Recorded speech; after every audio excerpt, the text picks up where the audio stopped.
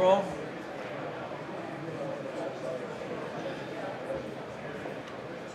Liz, please call the roll. Oh, Brian will be late today if he comes. Councilmember Max? Here. Councilmember Miles? Here. Councilmember Zajac? Council Chairperson Perry? Here. Okay, Dante, would you lead us in prayer? Dear Lord, our Heavenly Father, we thank you. We would like to thank you for everything before asking you for anything. We thank you for allowing us to come here safely today. We ask that you govern our hearts, God. We ask that you give us an ear to hear our constituents and to get an understanding, listen to get an understanding. We ask that every decision that we make it from a pure, educated space from our hearts and our heads today, God. We ask that all these blessings and favors in your precious Son, Christ Jesus' name we pray. Amen. Pledge allegiance to the flag of the United States of America, to the republic for which it stands, one nation, under God, indivisible, with liberty and justice for all.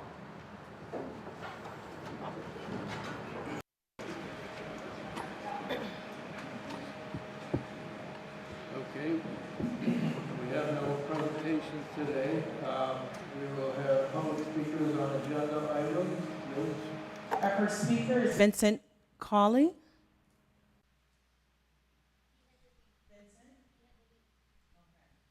Our next speaker is Steve Kaler.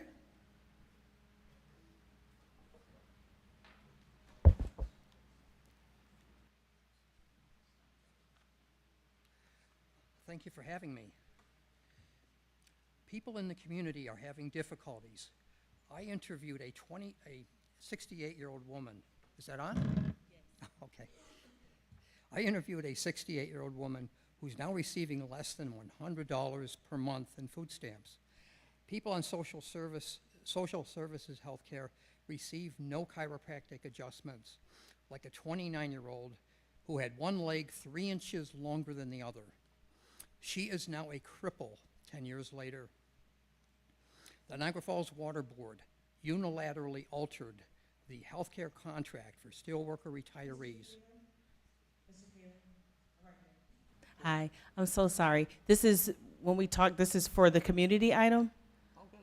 Yes. Steelworkers are part of the community. No, absolutely. Okay, I'll skip that one. Okay. Okay. Sorry. So, Mr. Kaler, we'll call you, my apologies, we will call you up. I have your name on the other list for the community items. Right now, it's just for the agenda item. I'm just going to talk about other stuff here. Mr. Kaler, I'll call you at the time for the community item. Could you just have a seat at this moment? Thank you so much. There are no more speakers for the agenda items. Thank you. All right. Administrative items update. I have a very brief update, and that is the administration is pulling item number 8 from the agenda tonight, and the plan is that it will be brought back at a future meeting. That's all. Chairman? Number 8. Yeah, okay. I'd like to give it a, I know that, Something's wrong with the mic. Leave it alone.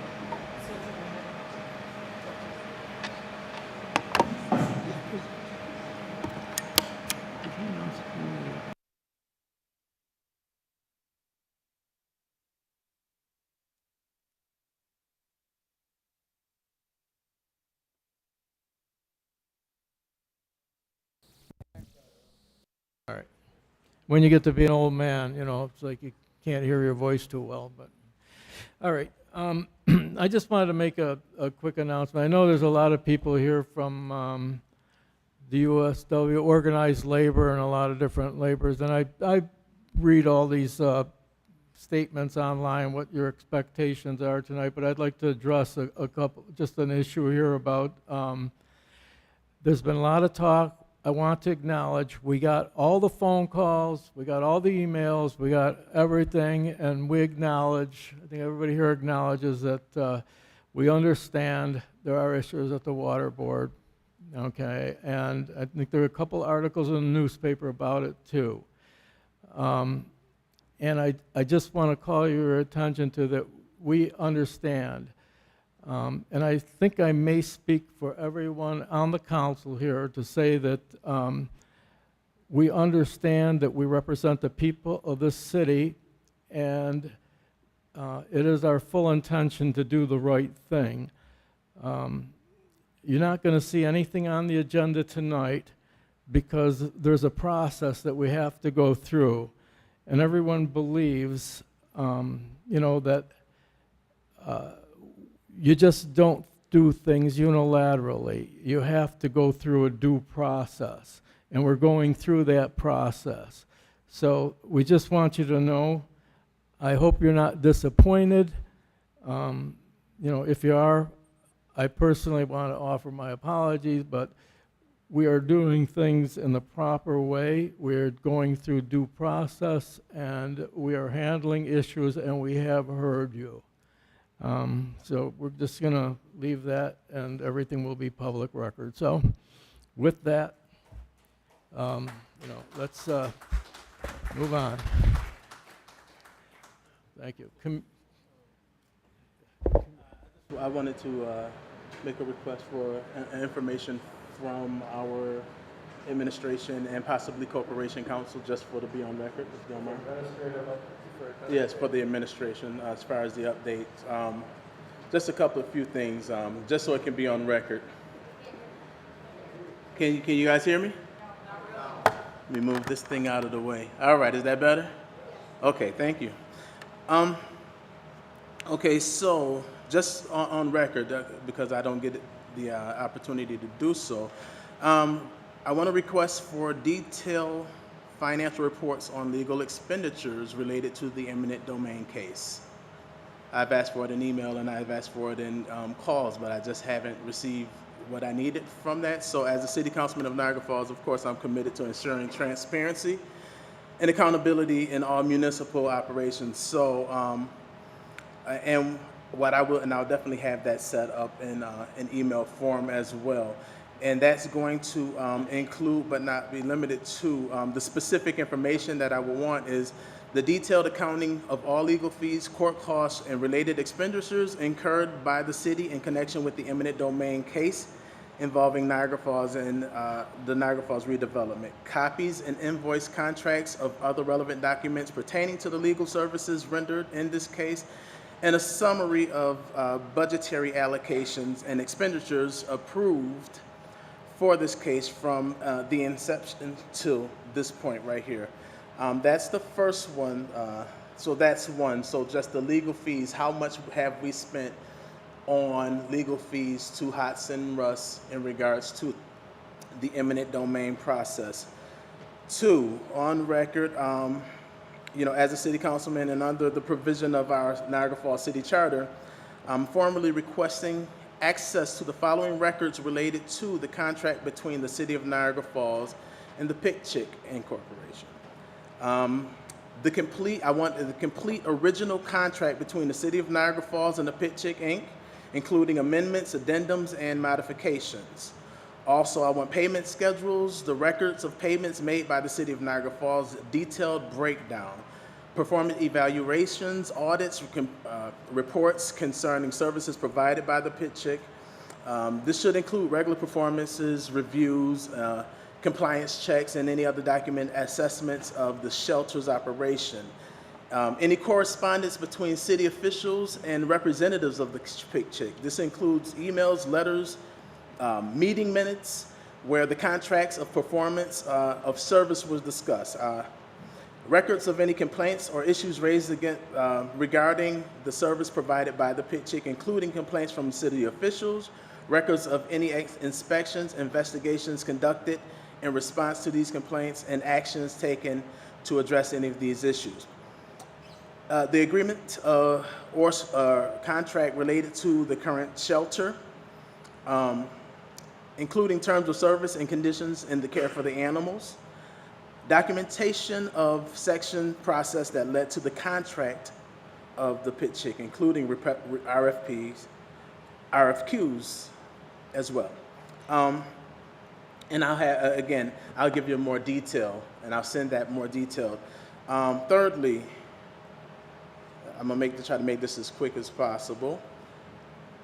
And this one,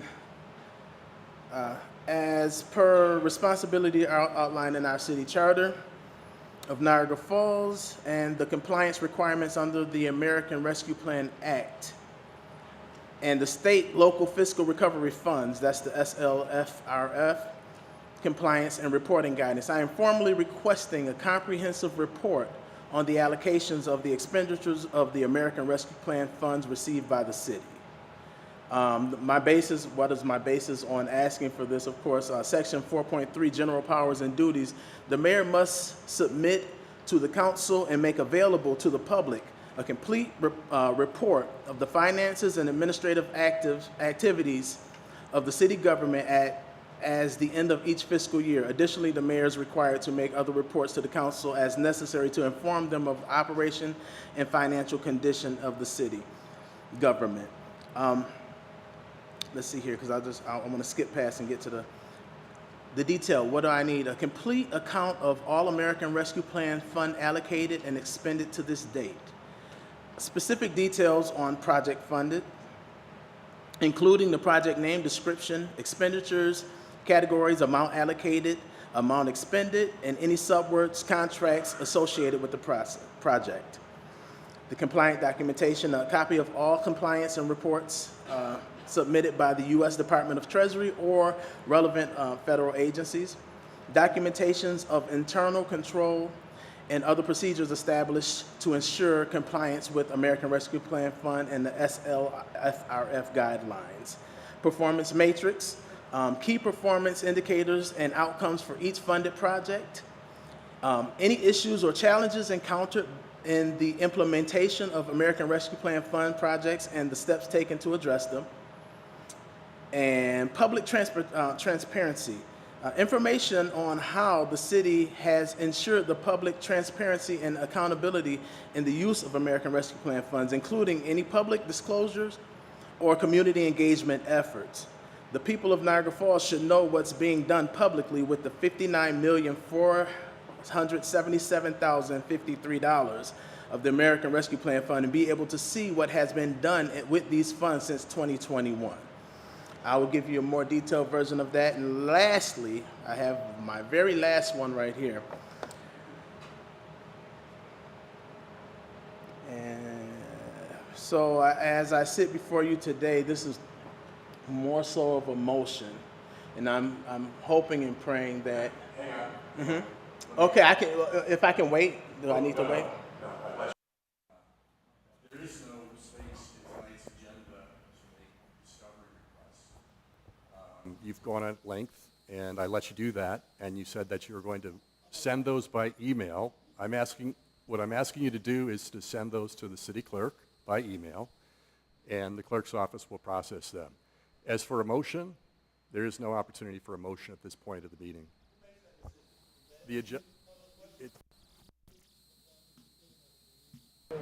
Is it illegal for me to make a motion?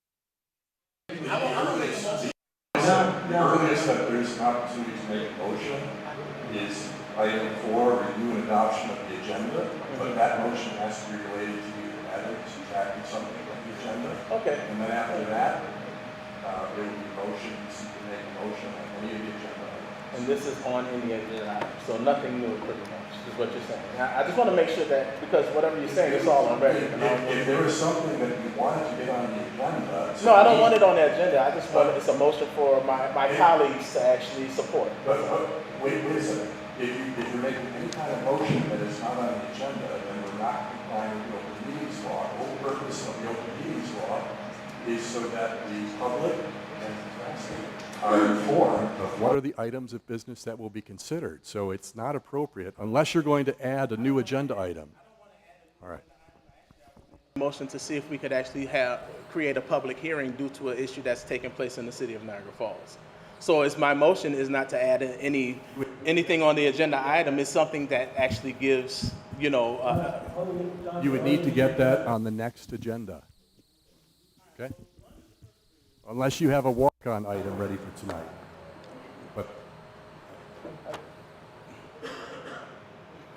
But we got, it'll definitely be, excuse me, I'm talking to, Public and the press. have that, so you're done by the end of this week.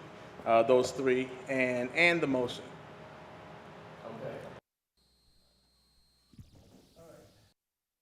Administrative updates, request for information, community events. What do we have for community events?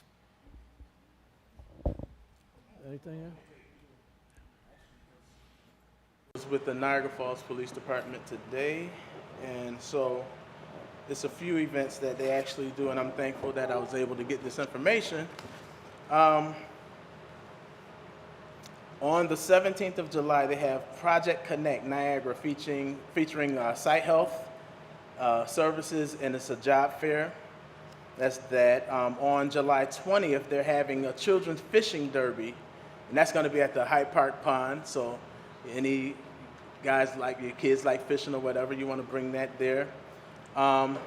Tuesdays in July, they have an outdoor movie night. That's going to be on Main Street, 1925. I'm going to leave these and post these if you want to take pictures on your phone as well. They also have a kids summer camp that started on the 8th. But these are grades 5th and 6th. And also, let's see here, they have a summer track and field club, summer training camp as well. So I'll leave these documents out in the front. So anyone that's interested, feel free to try to take a picture. I didn't bring a whole bunch of them for everybody. Of course, there's a lot of people here tonight. But that's all I have. Thank you. I have a couple items here. The Olmsted celebration will be on Friday 19th. If most of you might not know what that is, it's going to be at the aquarium on July 19th, 11 a.m. to 2 p.m. July 22nd, 1999, the Supreme Court made a ruling which gave people with disabilities pretty much the right to be seen as normal individuals, and said that if you violated their right and segregating them would be illegal under the Title II ADA Act. So this is a celebration, the 25th anniversary. They're having it at the aquarium. There is information out there if anybody wants to go celebrate with them. It's at the Niagara Aquarium, 701 Whirlpool Street. They would like your support. Also, Food Truck Thursdays, Niagara Falls train station, 11 a.m. to 1:30. Marsha McWilson will be providing entertainment this week for anybody that wants to partake. And they have a new splash pad opening at Center Court, 2 to 5 every Thursday through Sunday, going on every week until September 1st. So that's it for community events. Anybody else? Nope. All right, now we're moving on to legislative items. Make a motion to approve the legislative agenda. Everybody had a chance to look over the legislative items. I think we had them electronically by Saturday morning. I know, Tom, you had to work late Friday night, I know, to get them out, and they were online Monday, but is any additions, motions to change or accept the agenda as is. Okay, do I have a second? Second. Okay, any objections? Okay, motion accepted. Okay, review of the minutes, review and approval for the past minutes. Yes, sir. Thought we need were a going to roll get new call. microphones. That's, We need okay, a roll call vote, the motion to accept the agenda as is, okay, seconded by Councilmember Bax. okay. Go ahead and call the roll, Liz. Councilmember Bax? Yes. Councilmember Miles? Yes. Councilmember Zajac? Yes. Council Chairperson Perry? Yes. 4 yeas. Yeas adapted, okay. Okay, moving on to the review and approval of the minutes. Okay, I got excited because I found one that we need to correct. June 5th. Okay. If we go through on June 5th,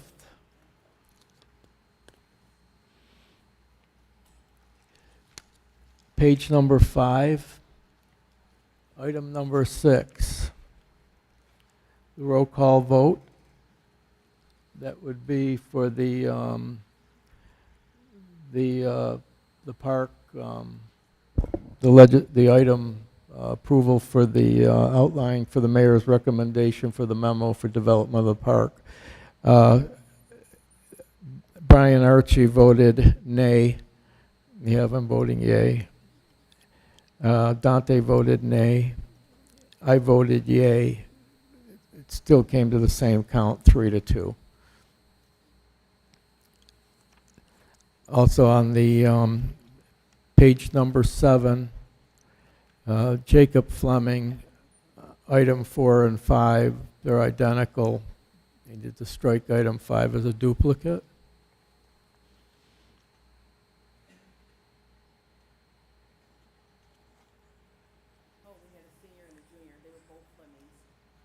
Oh, I'm sorry. Okay, I thought senior and junior. Okay, I thought they were both this. Okay. No, it was father and son. My apologies. Okay. All right. I made a mistake too. Anybody else find anything? Okay. All right. The special meeting notes we got. We can vote on that. It's okay with anything wrong with special meeting notes? Oh. Okay. So we approve. All in favor of approving this draft for the meeting notes from June 26th. All in favor? Anyone opposed? Okay, approved by unanimous decision.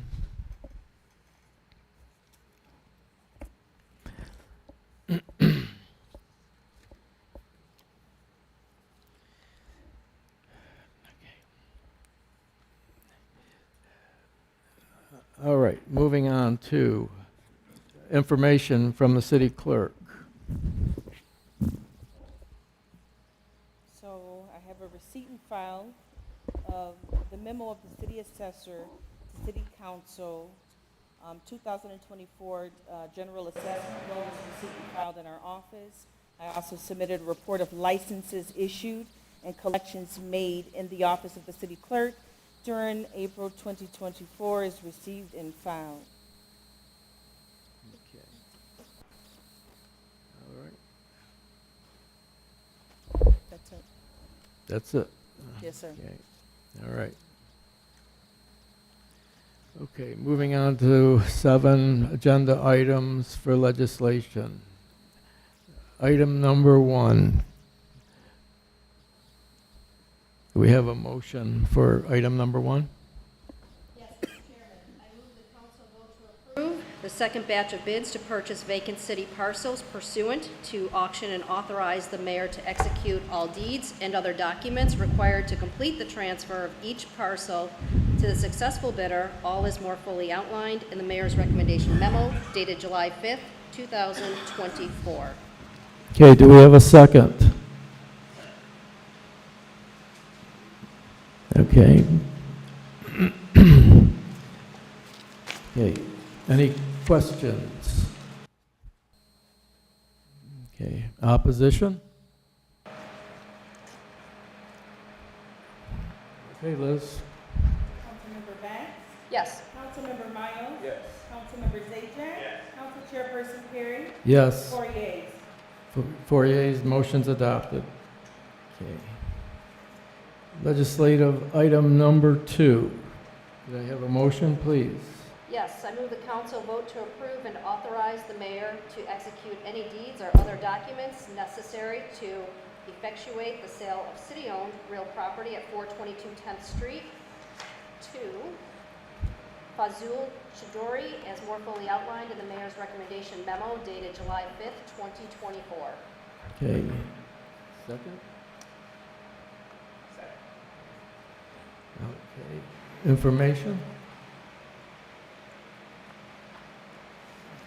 Is this adjacent property? Yes, according to the note, according to the letter, it is.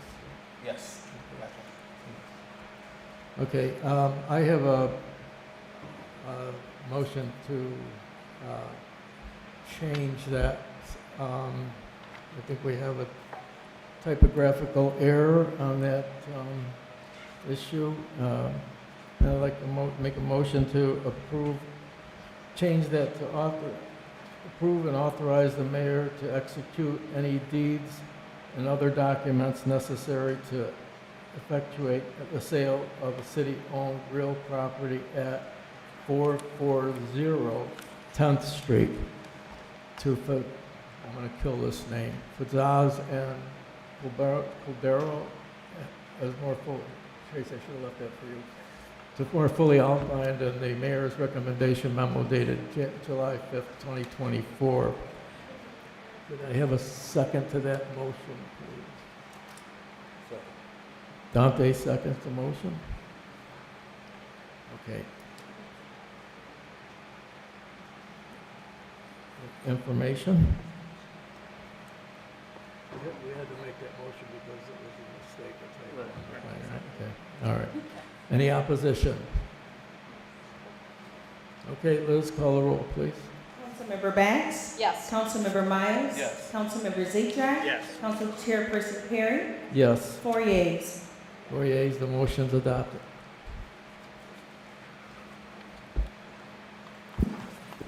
Okay, legislative number 3. Yes, sir. To amend item 2 passed, and now there has to be a vote on the amended motion. So at this point, the address has been corrected to the correct address at 440 10th Street, and we now need to go through our routine of asking for, are there any requests for information, any opposition, and call the roll. Okay, wait, let me clarify this. We just approved the 440, correct? We just approved the adopted resolution. Yes, that motion changed the action item. Okay, apology, okay. I might be a little bit out of it. I should have got a good night's sleep last night. All right. Now let's vote on the amended resolution. All right. Liz? Councilmember Bax? Yes. Councilmember Miles? Yes. Councilmember Zajac, Yes. Council Chairperson Perry? Yes. 4 yeas. 4 yeas. The resolution is adopted. That's what happens when you have time. All right, number 3. Okay, number 3, Mr. Chairman, I move the council vote to approve and authorize the mayor to execute any deeds or other documents necessary to effectuate the sale of city-owned real property at 515 Walnut Ave to Shabar Masoma Dalal, as more fully outlined in the mayor's recommendation memo dated July 5th, 2024. Okay, do I have a second? Second. Information? Opposition? Okay, Liz, call the roll. Councilmember Bax? Yes. Councilmember Miles? Yes. Councilmember Zajac? Yes. Council Chairperson Perry? Yes. 4 yeas. 4 yeas, the motion's adopted. Legislative item number 4. Can I have a motion for item number 4? Yes, I move the council vote to approve and authorize the mayor to execute any deeds or other documents necessary to effectuate the sale of city-owned real property at 1109 Center Ave to Community Health Center of Buffalo, Inc., as more fully outlined in the mayor's recommendation memo dated July 5th, 2024. Can I have a second, please? Second. Okay. Information? Request? Opposition? Okay. Liz? Councilmember Bax? Yes. Councilmember Miles? Yes. Councilmember Zajac? Yes. Council Chairperson Perry? Yes. 4 yeas. 4 yeas, the motion's adopted. Legislative item number 5. I Motion, go ahead. Sorry. Go ahead, Tracy.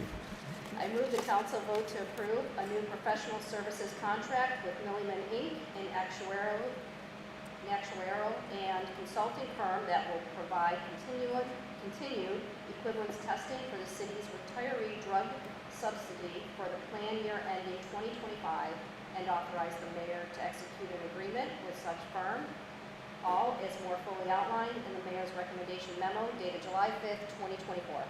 Okay, could I have a second for that, please? Second. Okay, information? Opposition? Okay, Liz? Councilmember Bax? Yes. Councilmember Miles? Yes. Councilmember Zajac? Yes. Council Chairperson Perry? Yes. 4 yeas. 4 yeas, the motion's adopted. Okay, legislative item number 6. May I have a motion, please? Yes, I move the council vote to approve the award of contracts to Quadient Leasing USA, Inc. for the leasing of new mail processing equipment to the city and to Lineage for the provision of services and support for such equipment, and authorize the mayor to execute an agreement with each vendor, all as more fully outlined in the mayor's recommendation memo dated July 1, 2024. Okay, may I have a second, please? Second.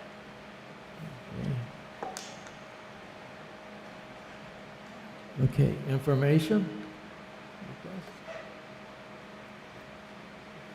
Opposition?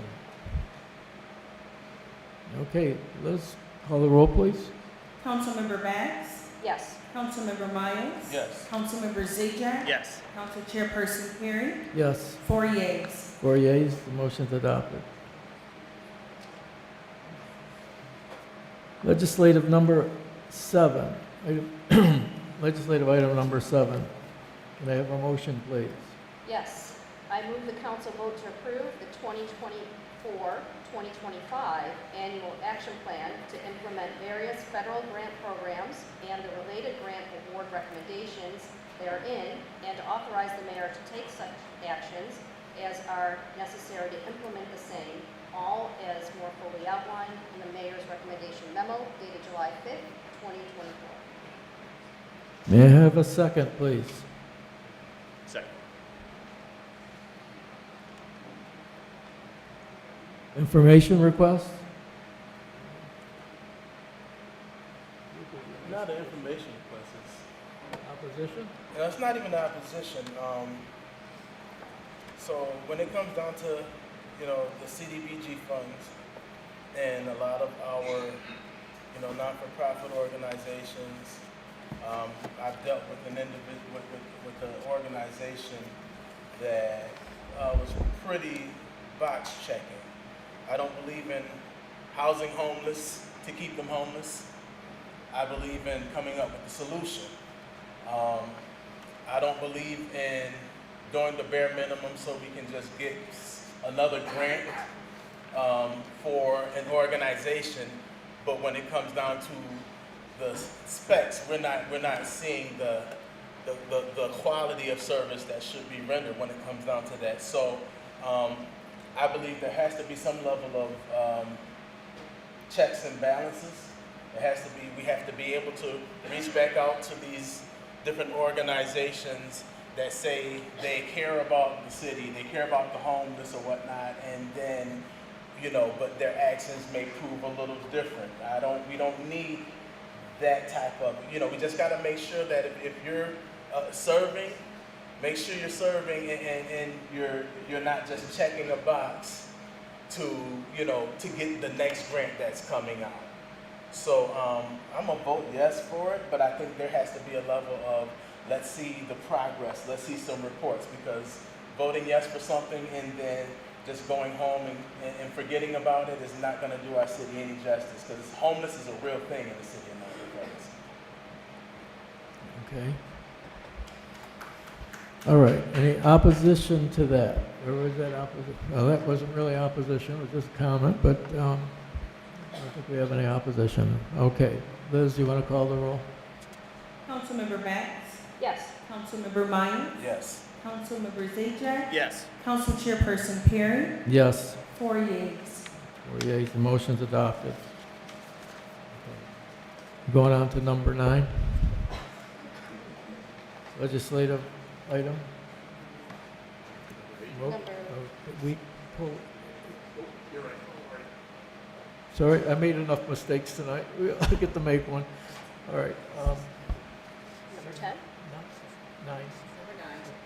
Was that? One on 9. Oh, my bad, okay. Acceptance of I 20. got you, yes. I move the council vote to approve acceptance of a 2024-2025 gift grant award from the New York State Division of Criminal Justice Services and authorize the mayor to execute any documents necessary to implement the same, all is more fully outlined in the mayor's recommendation memo dated July 5th, 2024. Okay. Could I have a second for that, please? Second. Okay. Information requests? Opposition? Not opposition. Again, I was with the police, because the biggest thing is not sitting up here voting yes and not having the information behind it. So just for anyone who's interested in knowing, and I would like to publicly, at least on record, thank Mr. Faso for reaching out to me and actually sitting with me and explaining where these funds are going. So just so everyone know, like there's two analysis salaries that would normally been paid by the city, our budget, that's actually going to be taken care of with this grant. Also, some different youth engagements, crime prevention through environmental design, a detective, some of his salary that's actually, you know, able to detect and look into some of the hot spots where, you know, gun violence is heavy or whatnot. So with all that being said, I'm definitely voting yes, but I think also, and what they promised me, and anyone who knows me, I'm going to follow through with it. They said that they will be able to give us, you know, month to month, you know, updates as to where the funds are going, how they're being implemented, and what's actually being done with the funds. So, again, I'm appreciative of them actually taking the time out and actually explaining in detail, so I can make at least an educated vote, and I'm not just sitting up here voting yes for anything. Okay. All right, Liz? Councilmember Bax? Yes. Councilmember Miles? Yes. Councilmember Zajac, Yes. Council Chairperson Perry? Yes. 4 yeas. 4 yeas, the motion's adopted.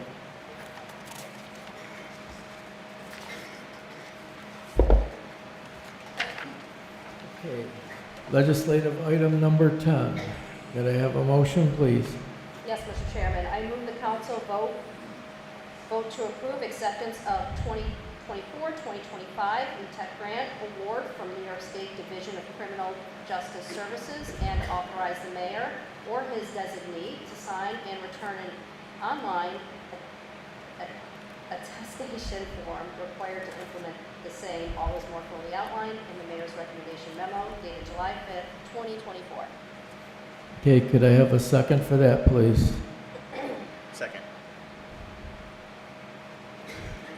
Information request? Opposition? Okay, Liz, call the roll, please. Councilmember Vance. Yes. Councilmember Miles. Yes. Councilmember Zajac, Yes. Council Chairperson Perry, Yes. 4 yeas. 4 yeas, the motion's adopted. Legislative item number 11. Could I have a motion, please? I move the council vote to approve payment and satisfaction of a judgment owed to Christopher J. Uddy for $1,478 plus interest. All is more fully outlined in the recommendation memo of the acting corporation council dated July 3rd, 2024. Could I have a second, please? Second. Okay, information request?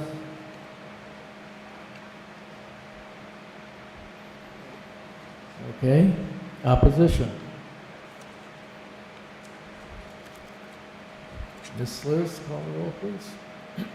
Councilmember Bax, Yes. Councilmember Miles. Yes. Councilmember Zajac, Yes. Council Chairperson Perry, Yes. 4 yeas. 4 yeas, the motion's adopted.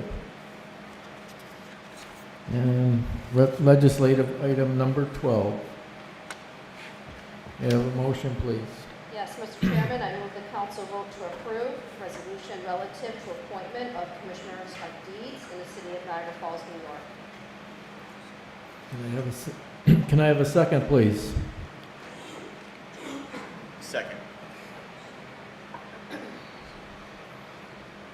Information request? Opposition? Liz? Councilmember Bax, Yes. Councilmember Miles, Yes. Councilmember Zajac, Yes. Council Chairperson Perry, Yes. 4 yeas. 4 yeas, the motion's adopted.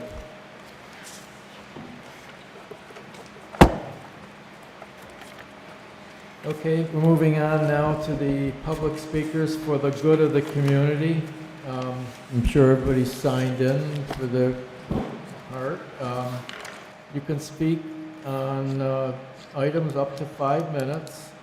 Remember, there's no vulgarity. There's no,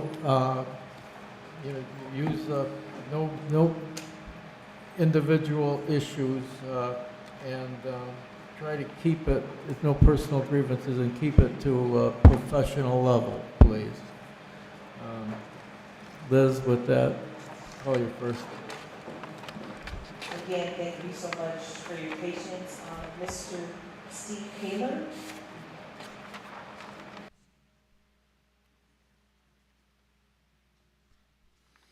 Thank you for having me. People in the community are having difficulties. I interviewed a 68-year-old woman who is now receiving less than $100 per month in food stamps. People on social services, health care, receive no chiropractic adjustments, like a 29-year-old who had one leg 3 inches longer than the other. She is now a cripple 10 years later. The Niagara Falls Water Board unilaterally altered its health care contract for steelworker retirees. Meanwhile, Medicare and Blue Cross Blue Shield have unpredictable coverage voids, like when I was forced to pay $241 for one vitamin D blood subtest. The 2 hospitals here in Niagara Falls have only 2 doctors per shift, and that includes the ERs, the emergency rooms. About a year ago, 15 million people nationwide were removed from Medicaid, while those who lost their paperwork were also removed.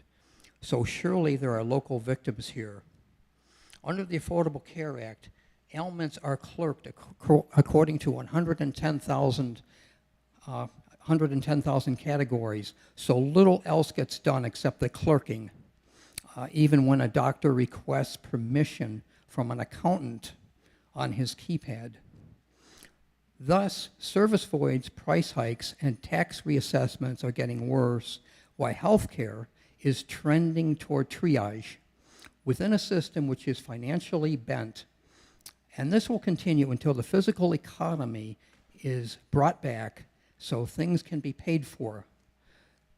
This financial deregulation began when the dollar was removed from its gold anchor in 1971. Parasitic speculation soon became more profitable than investment in human potential, parity for farmers, or industry. So now future betting derivatives dominate economic activity, whereby there are now 2,000 trillion of gambled up claims in the Western financial system. So before there's a reverse leverage blowout, these claims must be frozen and firewalled out in a 1933-like bankruptcy reorganization, while then a third national bank and sovereign banks in foreign countries would make credit available for real economies.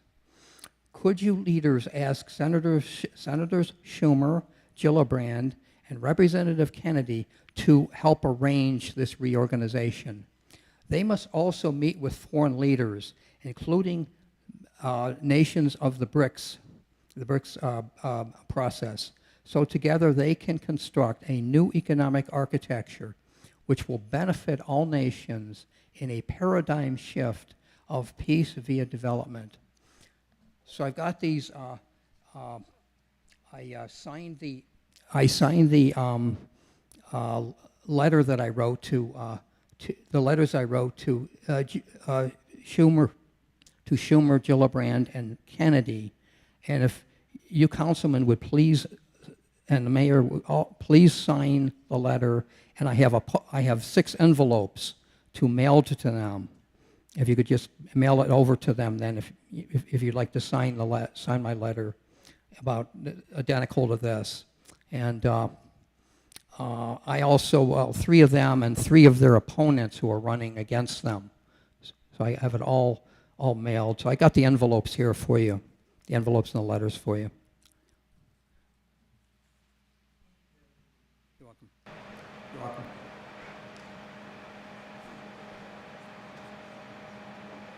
Our next speaker is Scott Jones.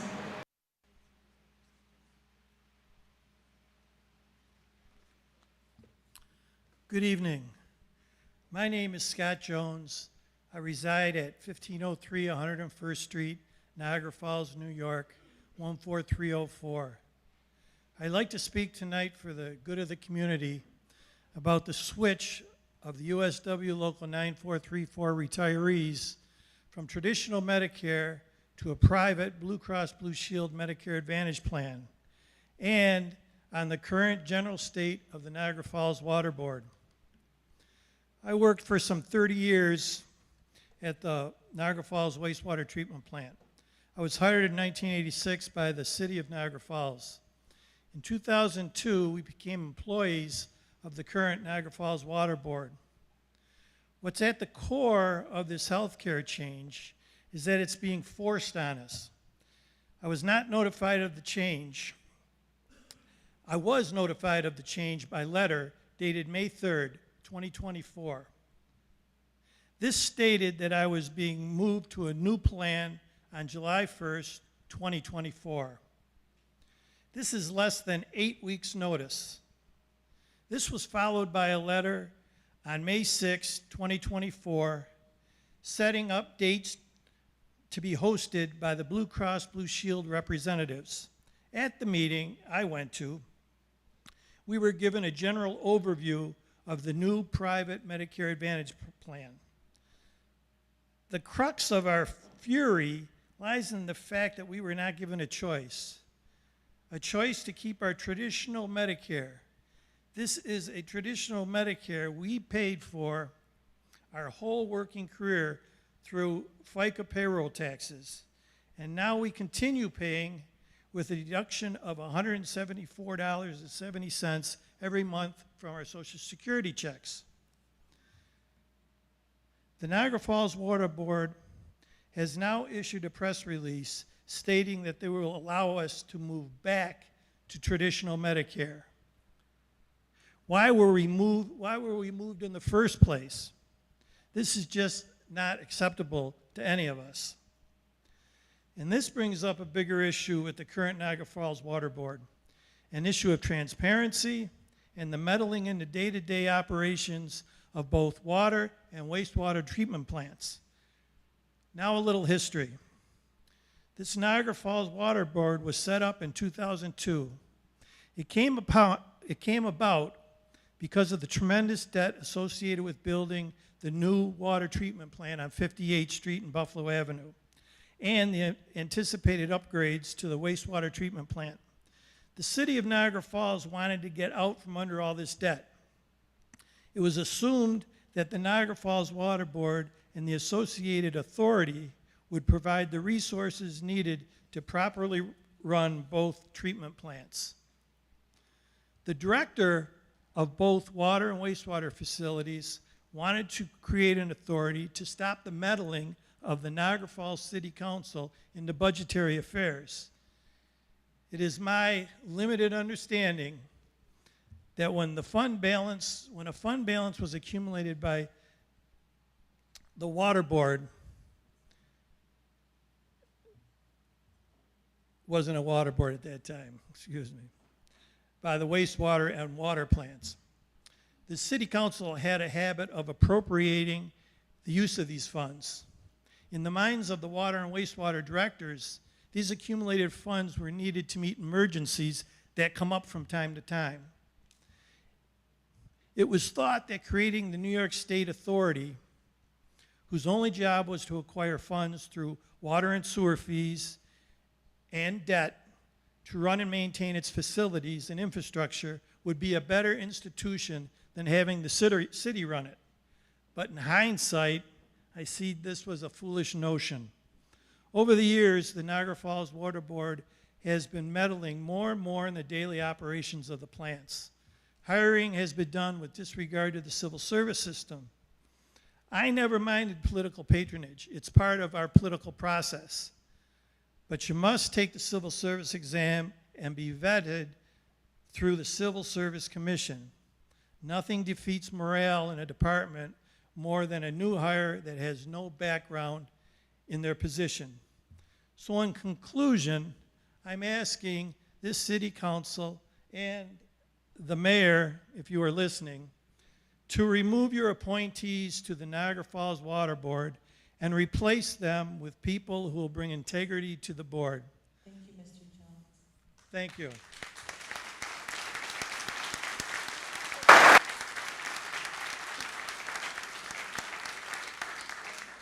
Speaker is Sean Mack. Sean?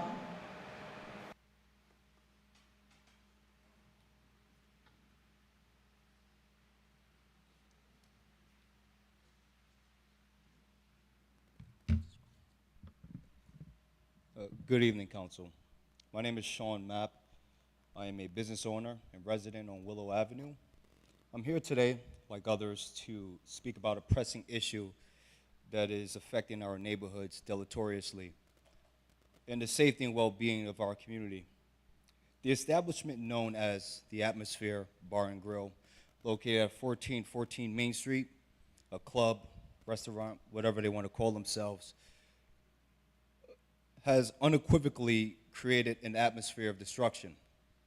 Every time they hold an event, our peaceful environment is transformed into a danger zone.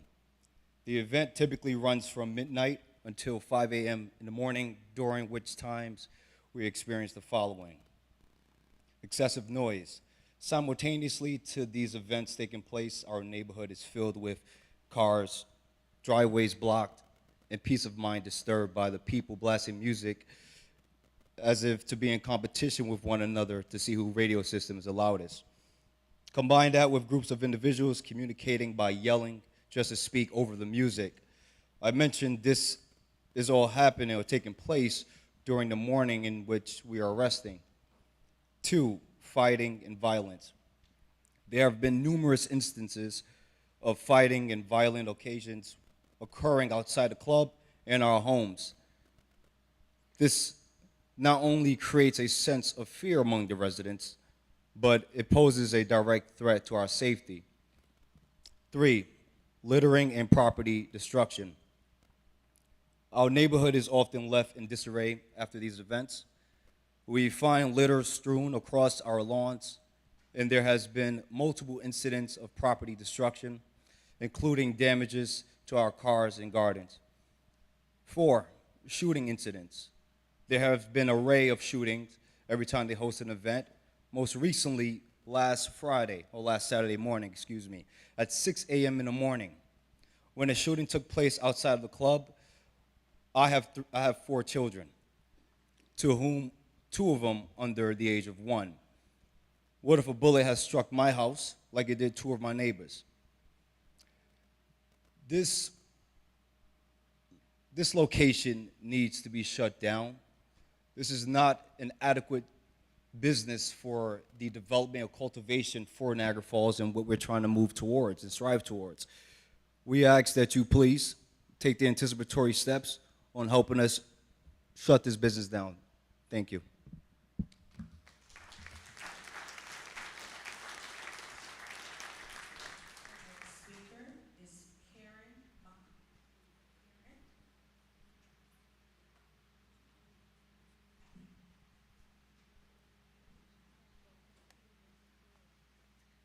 Hi, Councilman. Thank you for hearing me today. I want to speak exactly about what Sean Mapp was just speaking of.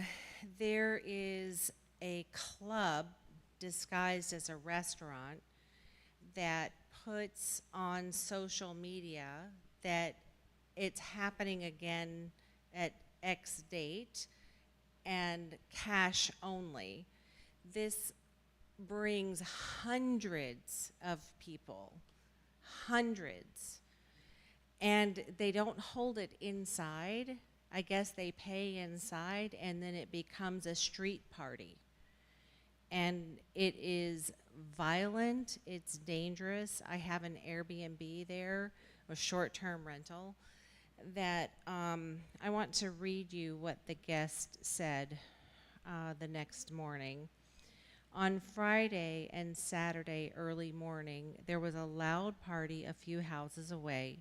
Early Saturday morning, we heard multiple gunshots and saw people fleeing and cars speeding away. It was a terrifying scene to witness. So these are people who are paying very good money to stay in our wonderful city, and they're coming back and they're going to talk about what they experienced here. Of course, I had to give back, I offered to give back so that I wouldn't get a terrible review, hopefully, but also because I felt horrible at what they went through.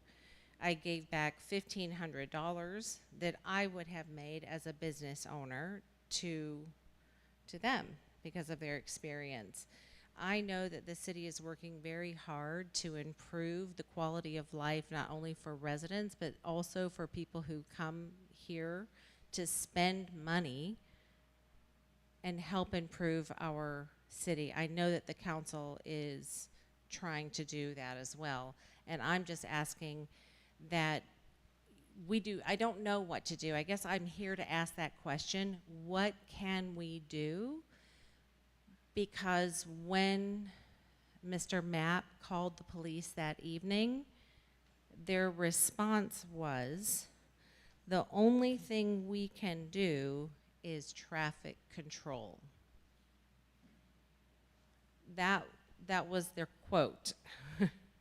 So my question is, would that have been the same answer if that had been happening in Amherst? The question is, what can be done? I'm truly asking the council, what can we do? Can we take away their liquor license if they have one? Can we shut the business down? We certainly know who the owners are. Well, it's an LLC. It's an illegal business. There's no way possible that they would have capacity for hundreds of people beginning at midnight to 5 a.m. That's not even a remote possibility. So I just want to know what can be done. I don't know if you can answer me. I guess you can't. So I mean, if we can't call the police, should we call the National Guard? Like, who do we call next time? I don't know who to call next time because 2 of the houses on that street have bullet holes in them from previous parties. This is not the first time that this business has held parties that turn violent and dangerous for the residents and the guests. Thank you.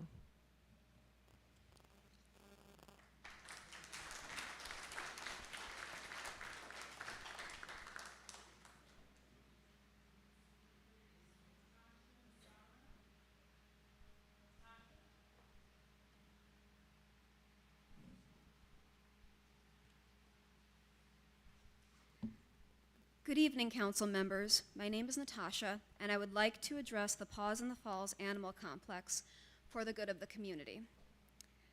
First, I'd like to ask, why are these women here wasting municipality resources? And Miss Tammy is claiming that Stella is her dog, then why are we hiding her dog? I can only surmise that when I went to Tammy's residence to gather some belongings, that I was attacked at the residence at the side door and prevented from entering. I have reason to believe that she did so in order to prevent me from seeing that Stella was being housed inside of her residence. They have been hiding this dog for weeks at that point, finally moving her to Tammy's house on Hurdle Avenue, unbeknownst to me and without my permission, as Stella is my dog. These women have also been on a podcast online and have violated HIPAA by posting my medicine bottles online with photos of me and my personal information. Tammy is a registered nurse. Tammy should know better. Tammy violated HIPAA, and all for what? To help Janine? Stella Blue is my dog, registered to me. Her microchip is in my name. Her vet bills are in my name. I have the paperwork from when she was given to me by Buddy's Second Chance Rescue. They have been using this dog for their own agenda and opening Paws in the Falls Animal Complex on Cayuga Road in the town of Wheatfield. They don't even have the town's permission to open the facility yet. I feel they are using Stella as the golden calf. They even tried to surrender her to the ASPCA in Erie County to have her euthanized. Ma'am, I'm going to have to interrupt you there. Did you read the rules that we're speaking? The rules of the agenda when you're speaking. We're trying to, look, I understand that we have a lot of issues with the dogs and all the going back and forth with, you know, all these issues, but I don't want to get into individual grievances against people or businesses. We're here for the betterment of the community and not individual fighting what's going online. So I'm going to have to ask you to please keep your comments in a general broad sense. We're not going to attack individuals. I had to suspend 2 people for 3 months here, and you better put your hand down and stop it, or I'm going to have you escorted out of here. You got to stop right now. Okay, and I'm going to ask you, please, maintain professionalism, okay? Yes, sir, I apologize. I was just referencing my notes. Going forward, would you not like me to mention names? Okay, continue. So they did try to surrender my dog to the ASPCA of Erie County to have her euthanized, and when they were told that the animal was healthy, they left angrily with my dog. They had no right attempting to surrender her. This was verified by the dog warden for the town of Tonawanda and their police department, which we do have a police report stating such. I have also been harassed at my workplace. I and other people have been threatened to stop helping me or bad things would happen. My mother has alienated me from my family. And I have been extorted for money every week to board my dog, yet my dog would not be produced, and the claims were that they did not know where my dog was. I have multiple recordings to prove these claims. So when I did try to go and get my dog, she was angry and claimed to not know where my dog was. Stella, the dog, is my emotional support dog. And I received my certificate through legal means through my counselor. There seems to be a constant argument over the award that Pit Chicks is receiving and that Kelly was granted by the city of Niagara Falls. I apologize, I mean saying Pit Chicks. I believe that they are looking for the kind of contract using my dog as a poster child for a cause without my consent. I was told that Stella would be on the news with my mother, and Stella would be used as the poster child for the Paws in the Falls organization when I was whispered to that I would be on the news too. I don't want to be on the news. I just want my dog back. I remind you, please, that they have stolen my dog. Another thing that's been ignored is that animals are being housed in the bottle return building on Englewood in Kenmore, New York. I do find this disgusting that this is allowed to continue, neglecting and mistreating and using animals for their own agenda. They're using Stella as a smear campaign they are using Stella and smear campaigning other rescues, which I feel puts a bad look on Niagara Falls. Sirs and madams, I just want my dog back. Thank you.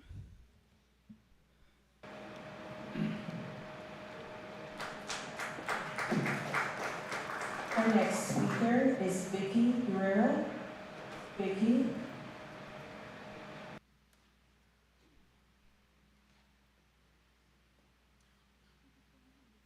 I'm just going to give you one more warning, Bill. If you keep with the faces and keep reacting like that, I'm going to have the officer in the back there take you out. I'm watching what you're doing and overreacting like that. Keep it up, and you're going to be escorted out of here. That's your second warning, okay? Keep it up. All right, I'm tired of this crap week after week after week. All right, just stop it. Go ahead, ma'am, I'm sorry. Hi, I'm so sorry. I'm not going to reiterate everything Ms. Massaro said. What I'm here for is concerns and pets, as I know that they're trying to put another shelter/rescue in the Falls area. I have purposely come down here because I think people should be aware of the situation with Ms. Gallo. She has personally called my sister's shop and screaming on the phone and swearing. Officer, would you take her out, please? She said her name, dude. Yeah, I know that, and I can handle that, but with your antics, we can handle that. And how many times did she do it? Yes, I can. I just did. Okay. And I'm going to take you out next. Yeah, okay. Yeah. Okay. Yeah, you're right. We have a procedure that we're running in here. Okay, yeah. That's your second warning.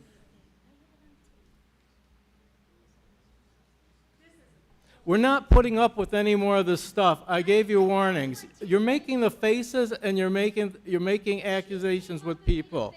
You need to stop. I'm in control of this meeting, and that's it. And you can come back with all the phone calls and everything, Barone, with all the phone calls and the people too.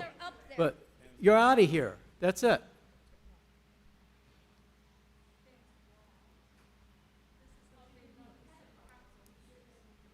We're not putting up with any more of the Jerry Springer show here at the Niagara Falls City Council.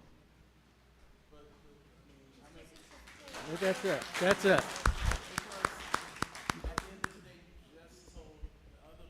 I know, and I told the woman that started, I told her to be quiet too and gave her a second chance. I gave her 3 chances, and she kept making the faces. That's it.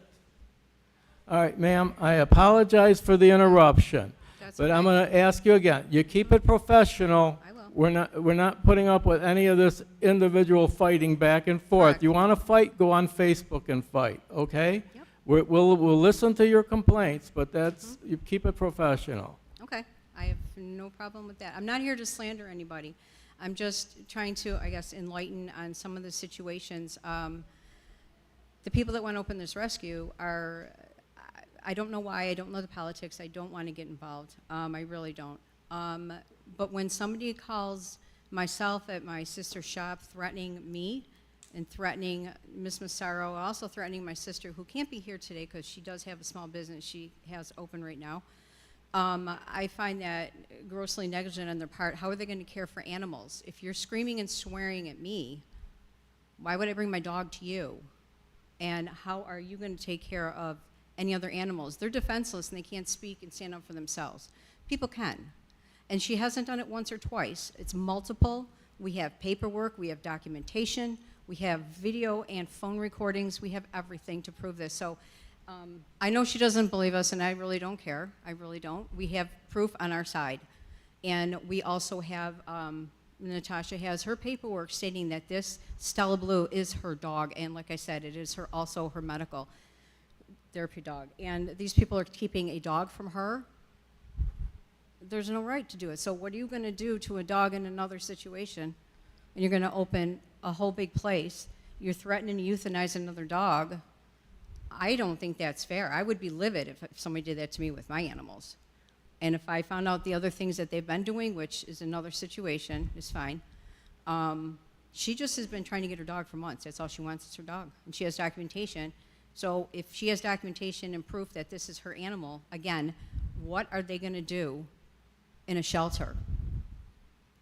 I guess that's just my situation. I just think it's horrible the way the dogs will be treated. And yes, I'm anticipating it because I've seen how she does, and she will not release Tanya's dog. She's told me personally she has this dog, and she knows where it is. So I don't know what she's going to do in a building with a whole bunch of them. So I just want it known to everybody. Okay? That's it. Thank you, sir. Our next speaker is Jim Briggs.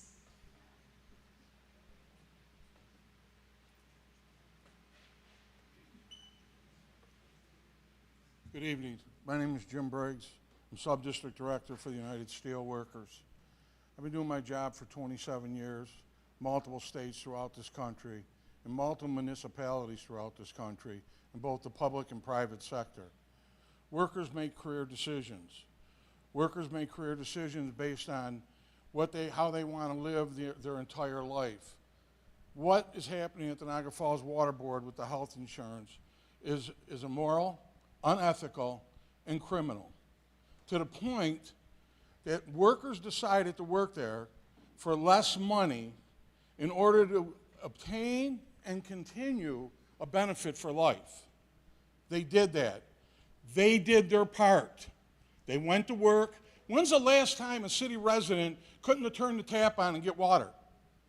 When's the last time you couldn't use your bathroom? There's issues. We got issues at the wastewater treatment plant when we had heavy rains. We know that. But it's not because of the workers, because they're down there turning every button they can and making it as best they can. These people earn their health care benefits, and the attack on them is ridiculous. I don't know, you talk about trying to convince somebody to come to this city, another business. I work with multinational companies. They look at this stuff. They look at what some of the other people talked about too, crime. They look at a lot of things. But they look at the moral level that the governing officials operate at. And your appointee to the water board has blessed all of this. If you call that ethical, I don't. I'm not blaming anybody here. It happened. Maybe a mistake was made. I'm asking for it to be corrected.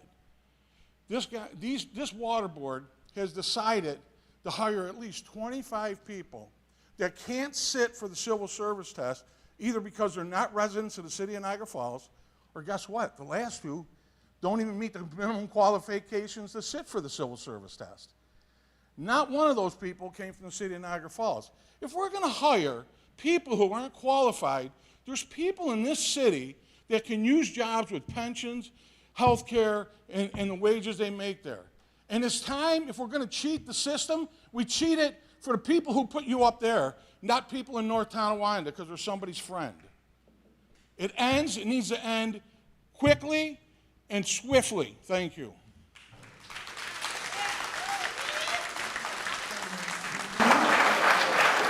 Anthony Marciano. Anthony. Hi there, my name is Anthony Massaro, and I'm reading the statement for Tammy Massaro, my mom. She couldn't be here today. It reads, hello, my name is Tammy Massaro. I'm a registered nurse and have been one for over 35 years.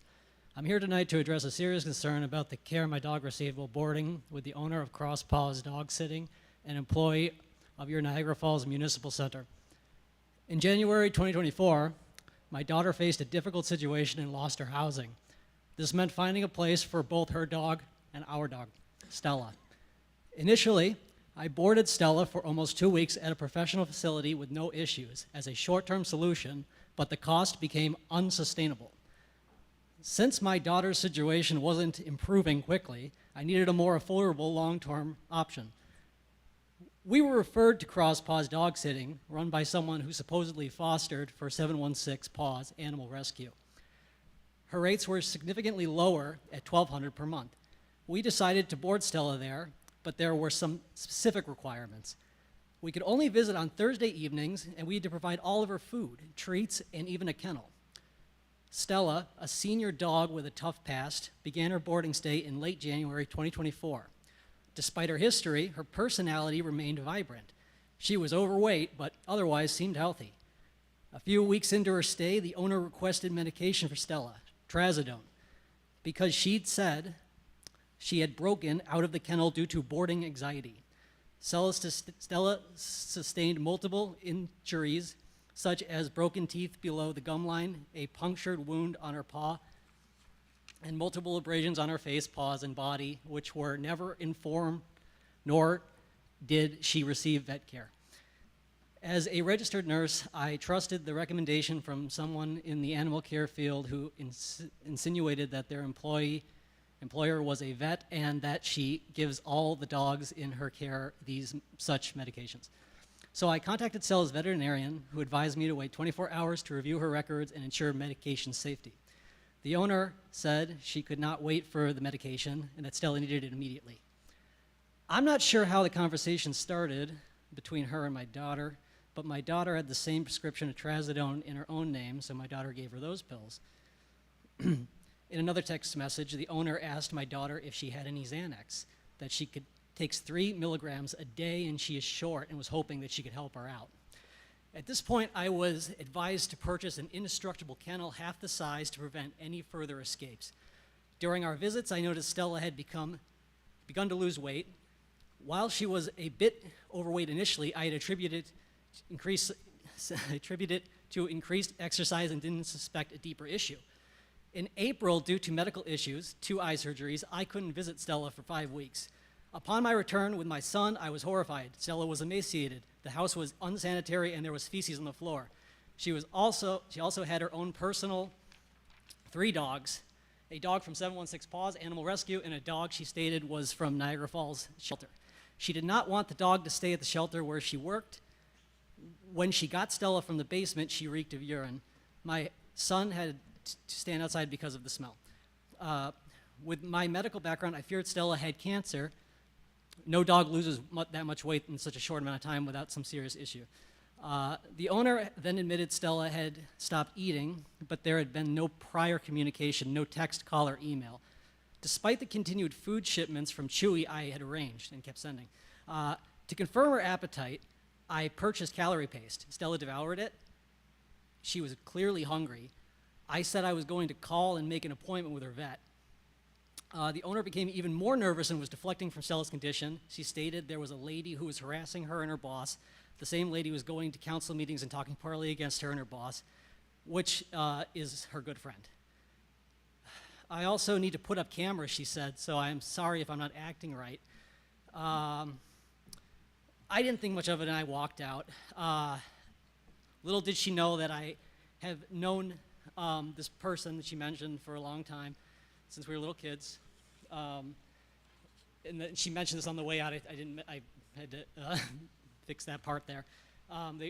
She said that she needed cameras because someone was attacking her, or coming at her basically in her house. Concerned about Stella's dramatic weight loss, I scheduled an emergency vet appointment and picked her up the next day. When I picked her up from Cross Paws Dog Sitting again, the owner exhibited unusual nervousness and anxiety. She told us to wait outside and she would bring Stella out. Stella was so weak that my son had to take her out to the car. I was also told that Stella had not eaten yet for the day. Okay. Our next speaker is Vincent Hawley.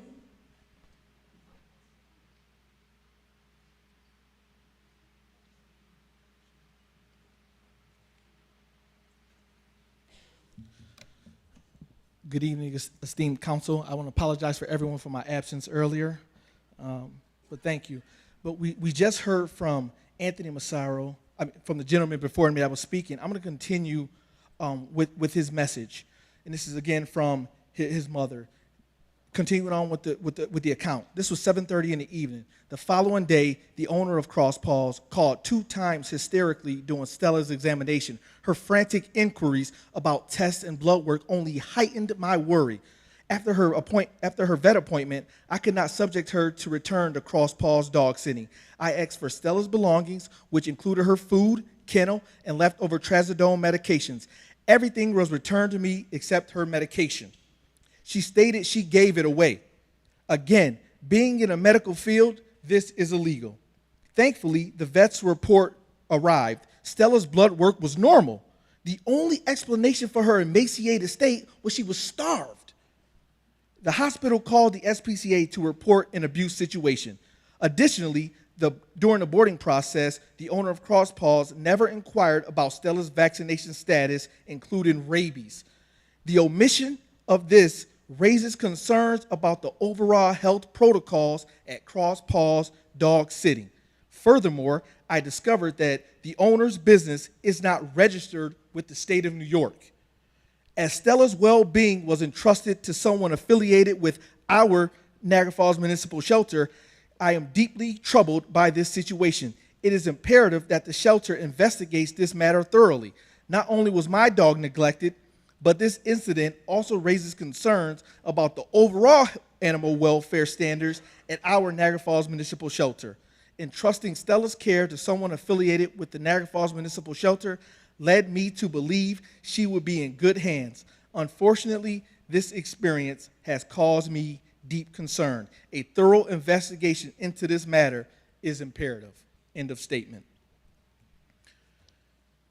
Shifting gears, I want to go back to some of the agenda items and the questions that I was going to ask before that still reign in my mind. If you can imagine a garage sale, it's summertime, you see a person with knickknacks, clothes, records, vinyl, CDs, old stuff that you're just trying to get rid of. You walk up to it, they don't care what you're buying.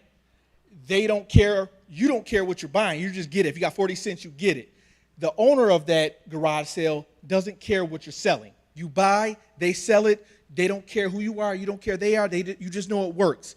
As I was reading the sales and the batches, the question that came to me was, what is the vetting process for all these buyers of these vendors? This is not taken away from any of the buyers or the people who auction, but it's a question of, are we from 20, 25, 30 years from today going to say, man, we need to do an eminent domain to take their land because they've done nothing with it? When up front we could have done a vetting process to see what are they going to do with it?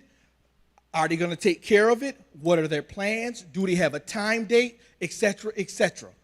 That's agenda items 1 through 4. Agenda item number 6, what is the new federal regulation? Why is the equipment obsolete? What equipment is each company for? There were 2 vendors there. Do they have the same equipment? Do they have ones better than others? Do they complement each other? Is the service the same? Again, this is our city dollars, just inquiring about where they're going. In regards to item number 7, the CDBG funds, my question is, has Center City been asked or requested to get a part of that? And I've got complaints from a number of people that Center City started building their house, and due to funds, due to COVID, due to et cetera, the building of their houses has been stopped. They've been waiting since 21, 22, 23. And as we speak today, that nothing has been done. Center City started this project. I'm just inquiring, have they been considered for money from this, for the CDBG funds? Item number 9, that sort of speaks for itself. That's the GIVE grant. I love the cops. You can't take that away from me. I want to reduce gun violence, but we just had 2 people complain about gun violence. I just curious, how is that money being spent? Is it in part of those investigations? And then item number 11, a limb was dropped onto a car by a tree. How can we get proactive in knocking down these trees so we don't waste money on people? Thank you. Thank you. Our next speaker is Tanya Barone.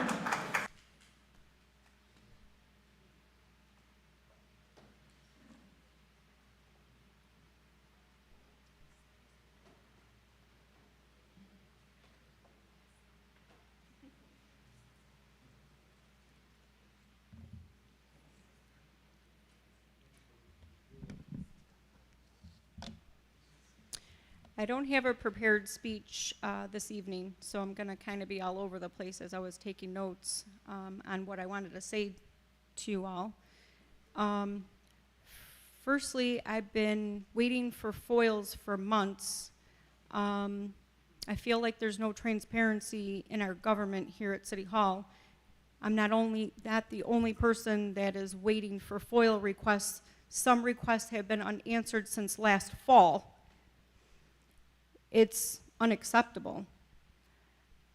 Who is the FOIL appeals officer that I can write to, because I have to deliver by mail my appeal within a certain number of days? That is not on the city's website. When I checked, maybe I overlooked it, but I'd like to see if someone can give me that information, as I'm entitled to an appeal. Because my request has gone unanswered, I'm considering that a denial. Every time I call the city clerk's office, and it just rings and rings and rings, and then I have to keep hitting the button again, and then it rings more.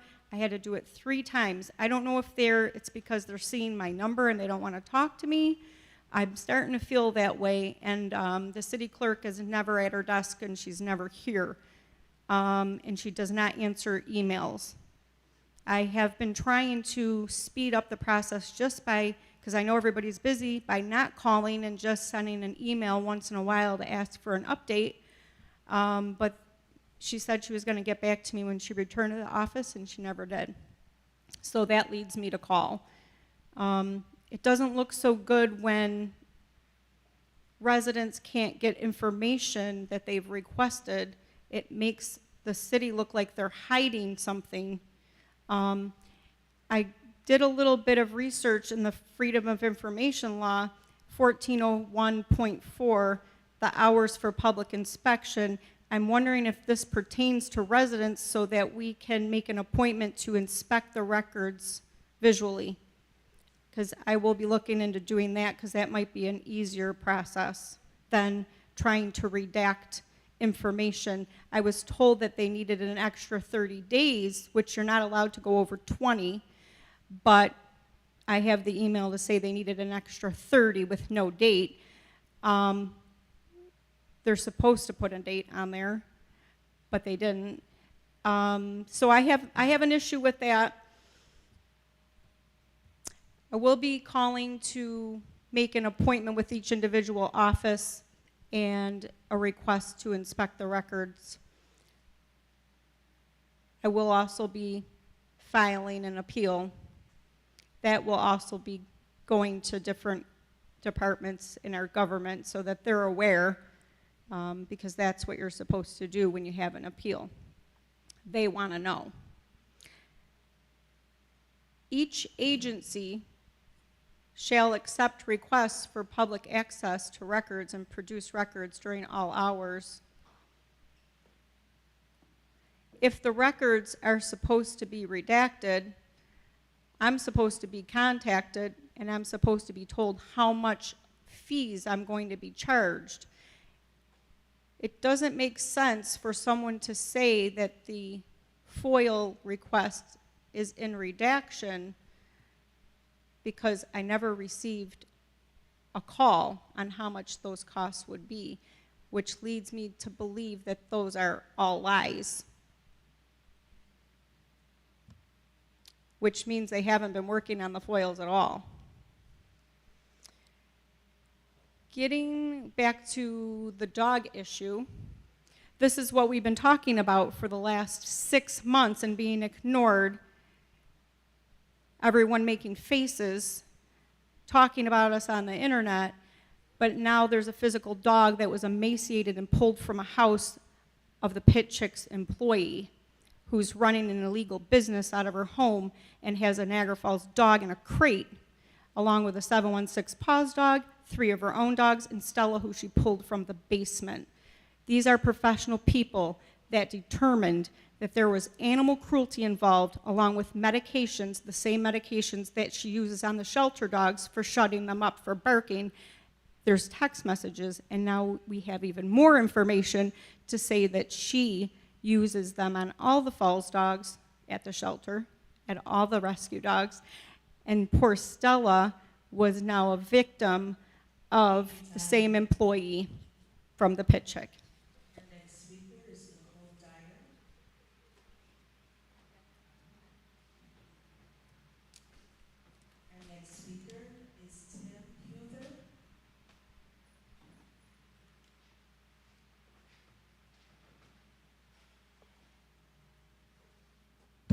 Good evening, everyone.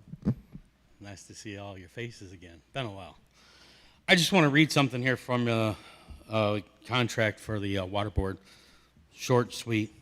Under the section 10.1 healthcare program plan definition, letter A says, Tier 1, Niagara Falls Water Board will provide all qualified members of the bargaining unit with a healthcare program. The healthcare program is contained in attachment F1 for Tier 1 through attachments F4 and G, and is comprised of health and hospitalization, vision, dental, prescription, and chiropractic benefits. A qualified employee shall be defined as any full-time, permanent, or provisional employee of the bargaining unit permanently employed before January 1, 2008. That's, my math says that's about 16 years, give or take. Okay. Furthermore, it says, Tier 1 healthcare plan and coverage, family and single, will stay whole and in effect and cannot be changed or renegotiated by the Niagara Falls Water Board management, Niagara Falls Water Board members, union representatives, or employees for the life of this agreement. That sounds pretty clear, okay? Arbitrarily, you've heard other people here, our retirees, they're pretty upset. First off, they've been exposed to some undue stress because this is pretty clear. You can't change this. Nobody can for the life of that agreement. But arbitrarily, the water board, everybody points the finger at the chairman. We'll say the chairman, but the chairman's only one of 5 people on that board, okay? They have agreed to let this change go through. They're not stopping it. They're the executive board. They're the ones that are the end-all, beat-all. They're the ones that answer the questions. They're the ones that are to be held responsible for all this, everything that happens there. Nobody's being held accountable for not stopping this and honoring a contract. Now, this is a signed legal agreement between a union labor organization and a public entity, the water board. Okay, you guys control one of those water board appointees. I appreciate, you know there's some of us that are upset, but I got to commend you. I respect you. You're following the procedure. There was a mistake made. Thank you for honoring the procedure, okay? I wish the water board would have honored the procedure on this union contract, okay? But they didn't. So what we're asking for, obviously, you've heard, and I trust that you will do the right thing and pull your water board appointee from that executive board and replace him. I challenge his ethics, along with everybody else on that water board executive board. This is a contract that needs to be honored, okay? People that work there that have been there for over 16 years, those employees that were there for over 16 years, they sacrificed their pay to keep that health care. And it's just been pulled away from them and changed without their consent. Now they're offering to change it back. Why was it messed with in the first place? An ethical person, a person that respects a contract, would never even think of changing this, because that language is pretty clear that I read you. I challenge anybody to find anywhere where there's a gray area. It's pretty clear. So I respectfully ask that you follow through and you remove your chairman, or remove your appointee from that executive board.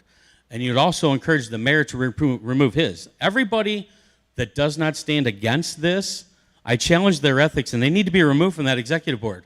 If you've got any say that you can call the other ones that have appointees on there, minus the governor, because she's already changed her appointee for us. If you guys can call those other ones and get those other ones removed, any help would be appreciated. Removing yours, greatly appreciated. Thank you very much.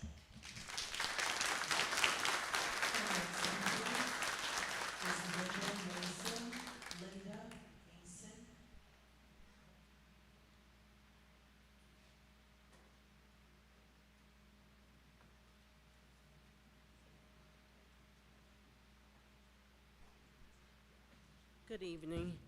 I wanted to come and speak about the police harassment amongst the African American youth.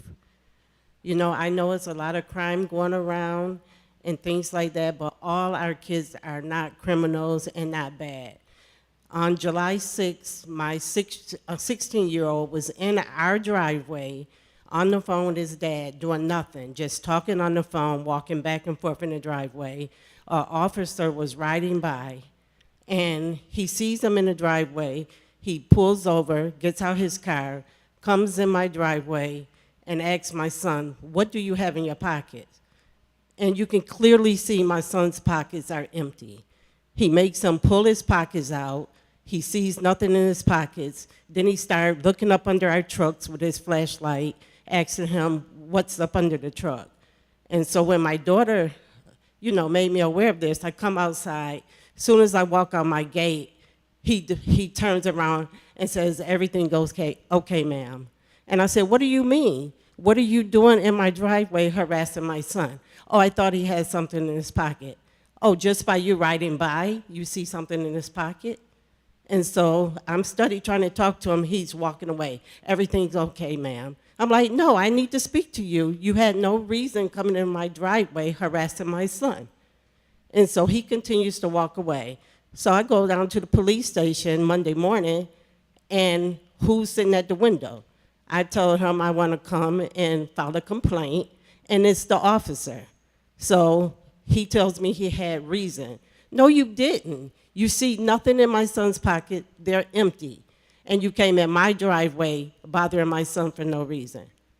And so I asked to speak to his supervisor.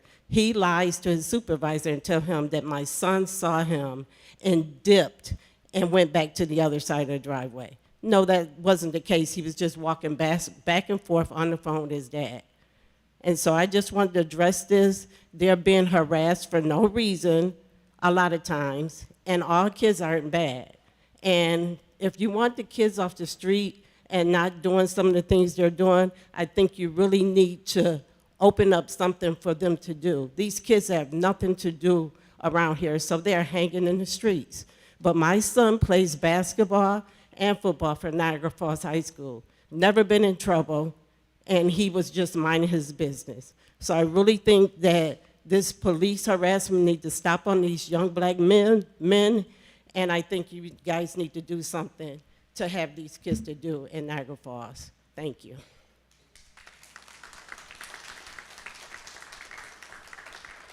Our next speaker is Lawrence Blaber.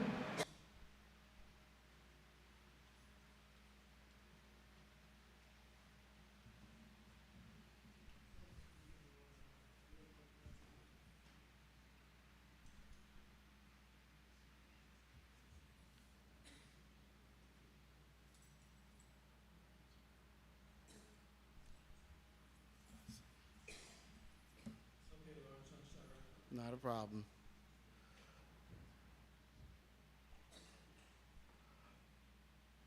Okay, as you all know, my whole goal is more good governance than any couple of things. I wrote down development because one thing that's bothered me as a realtor in the area is a lot of deals are happening or not happening, and I look at all these ideas for deals to happen, and I'm wondering why the city continues to only use a certain group of realtors and not use the full force of the real estate agencies in the area.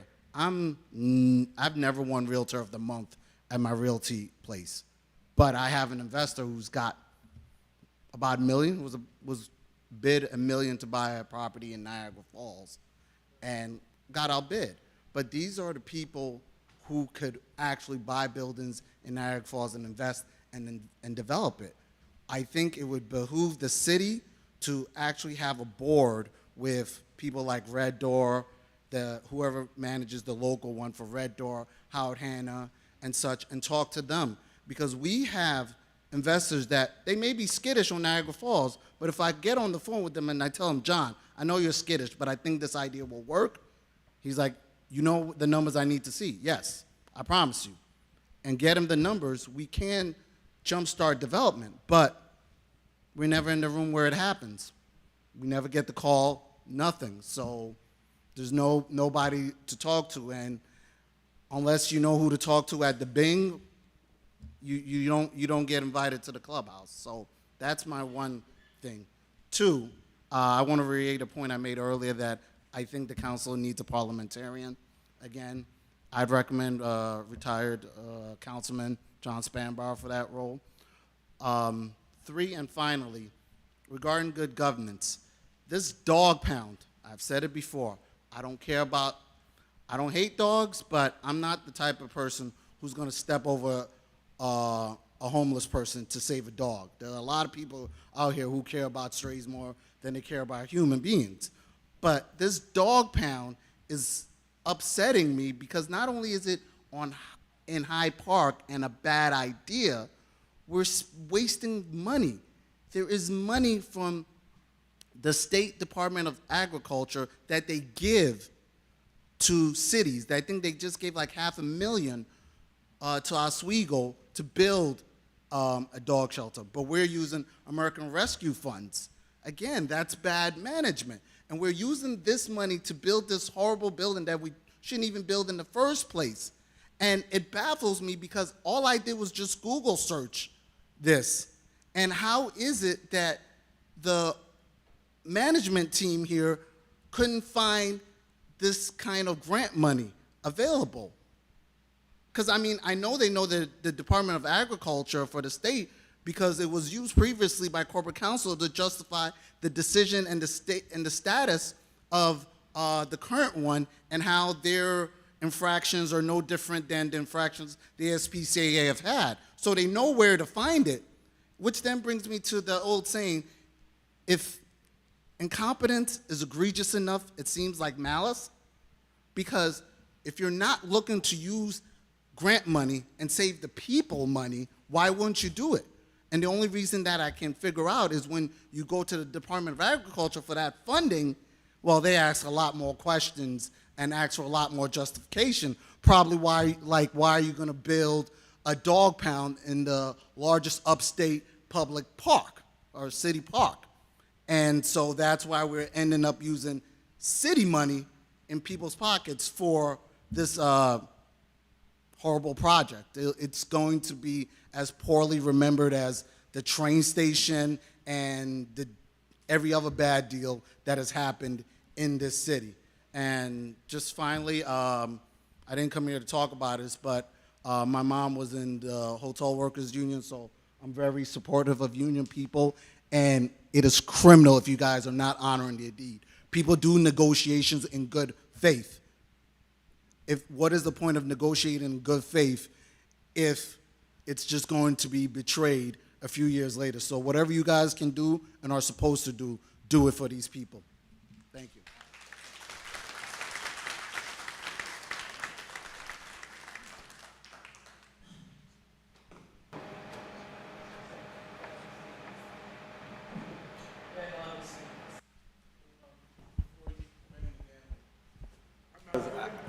I have to.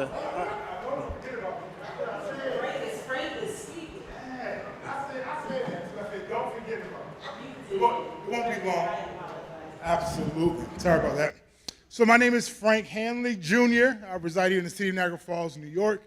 I am on the zoning board committee here for the Niagara Falls. Also, I am on the ministerial council in the city of Niagara Falls. I'm a part of a church that has served the city for about 20 years, this year will be the 20th year.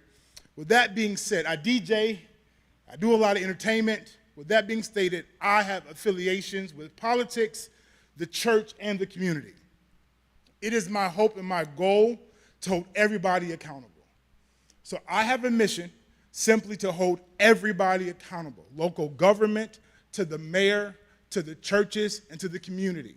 So whenever you hear me speak and or talk in the future, and your name may be on the ballot, don't take it personal. I'm just holding you accountable for that time. I have Hanley Holding Studio here in the city of Niagara Falls, New York. We have Fire 716 Radio. We promote all information. So just don't be surprised if your name comes up in conversation or I ask you for an interview. It's okay. It's just your time to be exposed or to be talked to. But really, what triggered this conversation was somebody said, I can't say their name, but they're not here present, is that the reason why they made certain decisions is because of my affiliations with politics. I'm just telling you what I heard, allegedly. And that's why they made certain things difficult. Let's go back to Juneteenth celebration outside of insurance challenges, that they stated that because of my affiliation with that situation, it yielded some difficulty. Now, life happens. I won't get into it. Yes, I shall. So it made sense because me and this set person, whose name I cannot say, had a good rapport regularly. And then recently on that day of raising of a flag, it was a little disdain somewhere. I didn't understand it at the moment, long story short, but I got this phone call that informed me about a statement that was made. I'm like, oh, that's crazy. Long story short, getting even shorter because I'm a preacher, so knock these doors down. That triggered me to say, what have I done to make anybody feel some type of way? I was kind of perplexed on the statement that I was disliked or difficult to deal with because you never had to deal with me. So that happened. One, all right, let that slide. Then there was another challenge with the Community Day of Prayer, which is somebody who I affiliate myself with, who I know very well. Here's another challenge again. And it looks like we are coming up to a challenge among us. I won't say how I hear it. I know the room is real rice-like. But it appears to be a racial challenge. I understand that there is a local government responsibility, but there's also those who are organizing, they have a responsibility as well. Last minute, these details, they all come into play, and I understand that. But I just want you guys to know that as we continue to go forward in life, that I will be one to report information that you guys reveal or fail to reveal, as well, not just from local government, again, from the community. And while I got these last 2 minutes and 17 seconds, I would like to address something, probably not my place, but I will. There's a challenge with the atmosphere on Willow, so I've heard. And we are quick to say, let's shut it down. But I would suggest a conversation with the owner to say, how can we manage the parking lot? Because the beef or the challenges isn't outside, the challenge is outside, not inside. So how can we better manage the outside of this property so that we're not dealing with the challenges that we're having? We're so quick to shut something down and to come up here to tell somebody to shut it down. They already tried that, didn't work. But my thing is, have a conversation. Be bold enough to come to this podium, but be bold enough to talk business to business. Because before we come up here and tell you, oh, shut it down, don't do it, we should have the boldness to say, hey, Mr. Matthews, this is the challenges that we're having with your establishment. How can we help make this better? And that might require you putting up some money a little bit. I'm talking to y'all, but you know I'm talking to the back room. To help you manage this parking lot so we're not depending just on the police. That's just one of many issues. Don't be afraid to talk to the community. Don't be afraid to have a conversation among ourselves. I'm looking at y'all, but I'm talking back here. Because we have a responsibility with each other. Hey, how can we make this better for the both of us?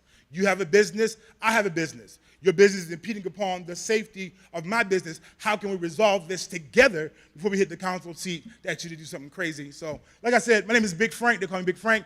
Preacher, prophet, DJ, all the above. But I have a mission and a goal to hold everybody accountable, and that's what it is. And get these people their money and do right by the I don't know that situation, but do right by them. Long story short. That's it. I'm done.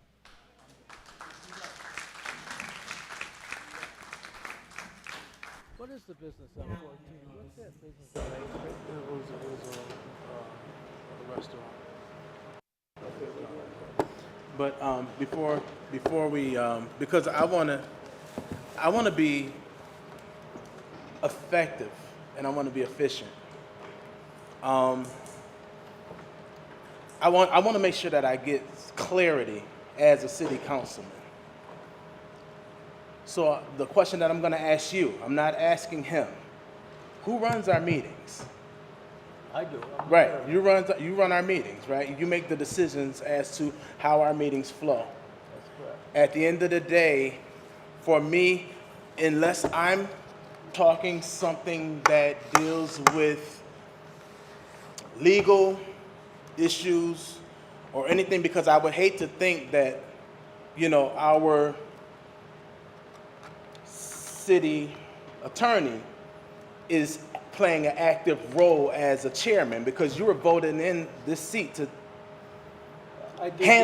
handle. And the reason why I'm saying that now, and I'm gonna give you, because I had to sit back on a statement that you made last time, because you had made a statement that you talked to our.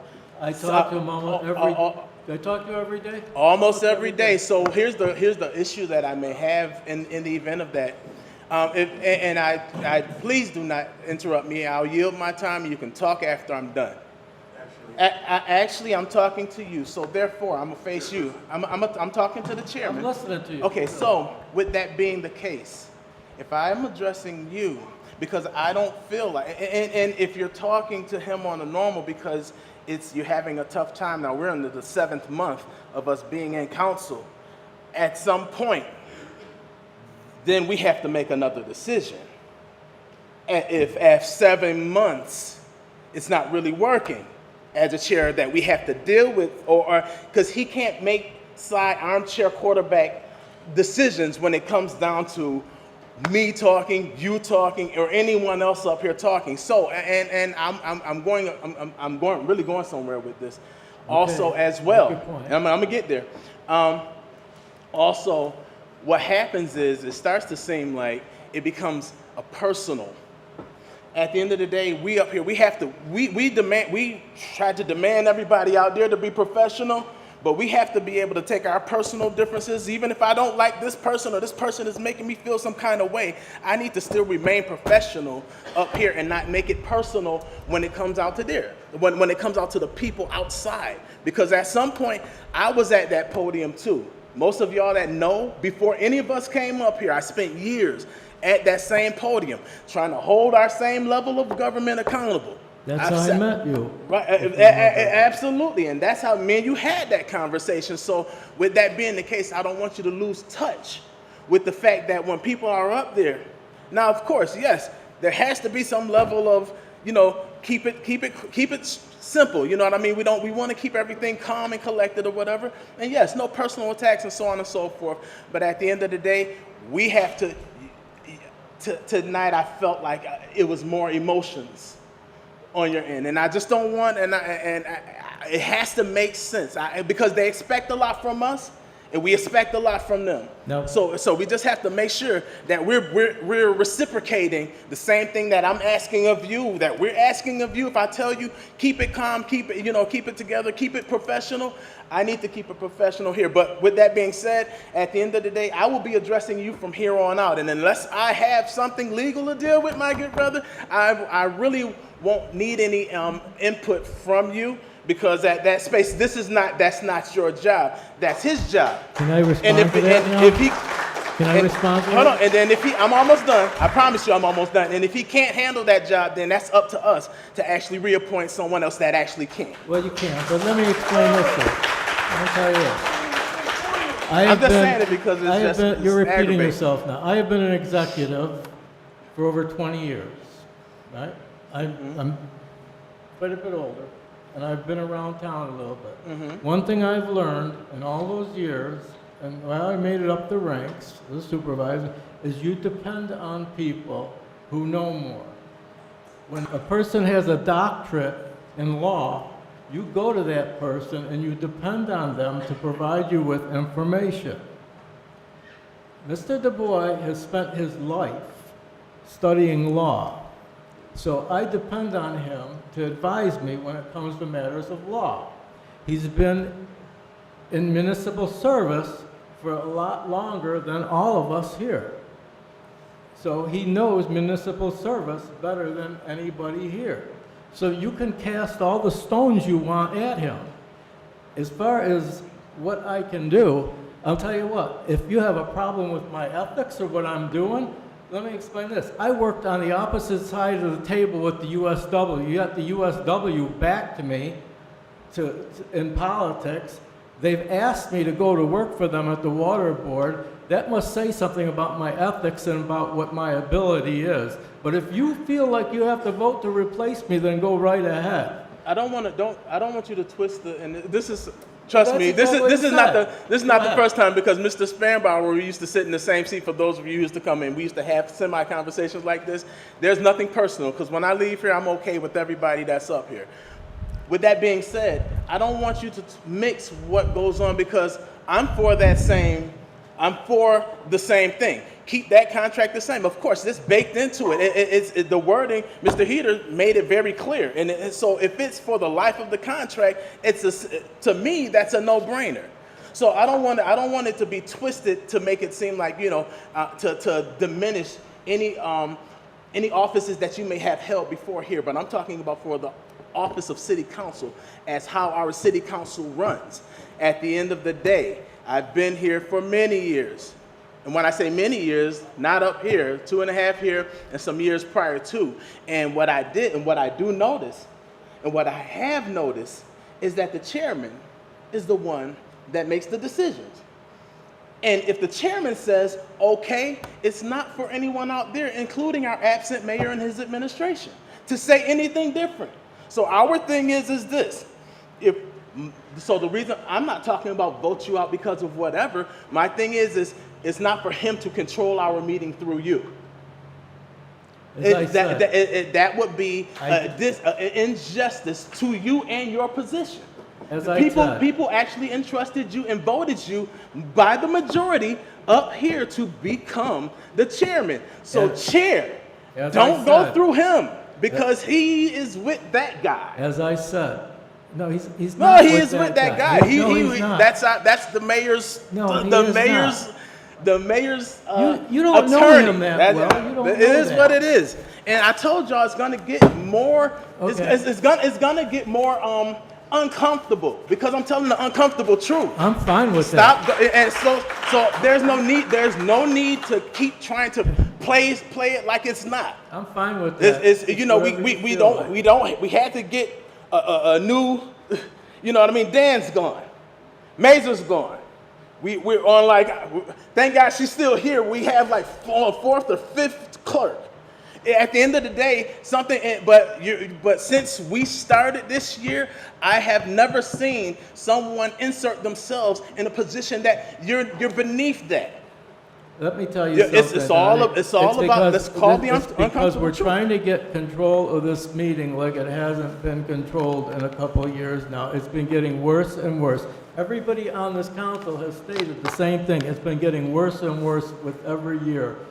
And it's just a matter of time until it ends up being a fist fight or something happens in here. Go back to 1995 when the Italians was up here almost ready to fist fight for real. It's not 1995.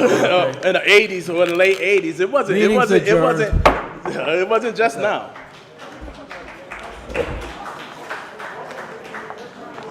Chair.